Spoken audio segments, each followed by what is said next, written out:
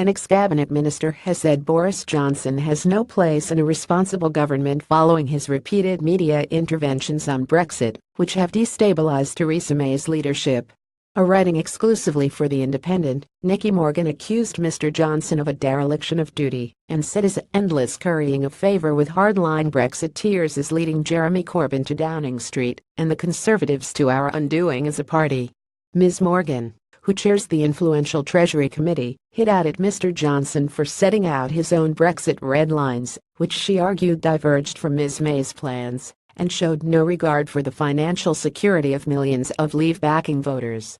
Her attack comes as Mr. Johnson faces a broader Tory backlash from MPs and ministers following an interview in The Sun that further stoked speculation about his leadership ambitions as he set out his Brexit demands and strayed well outside his Foreign Office brief.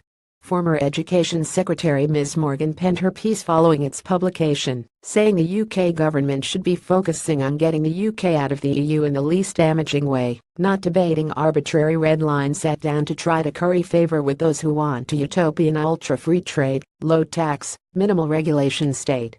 Those who are pushing this agenda have no place in a responsible government. It is a dereliction of the duty to act in the national interest. And it has to stop. She argued Mr. Johnson appeared to see Ms. May's recent speech in Florence as a compromise which takes him and ardent Brexiteers away from the low-tax, minimal regulation state they want. She added those who think that Brexit offers an opportunity to move to some low-tax, almost offshore deregulatory haven don't seem to care about the threat posed by Corbyn. They need to wake up. Not only is there no appetite for their vision amongst the electorate, it isn't smart economics and would be our undoing as a party. The backlash also emerged elsewhere, with Tory MP Simon Hart taking to Twitter in the wake of Mr. Johnson's interview to say, "Have I missed something, or has Boris Johnson suddenly been given some new role and authority in all this?" A cabinet minister told The Independent Mr. Johnson is becoming increasingly isolated on the front bench because he is destabilizing his party and country for the sake of his own career, in the hope he can win a future leadership battle with the support of Brexit-backing Tories. On Saturday, Scottish Conservative leader Ruth Davidson also attacked Brexiteers who she said are selling people short by being over-optimistic about withdrawal, and said policy on should be left to serious people.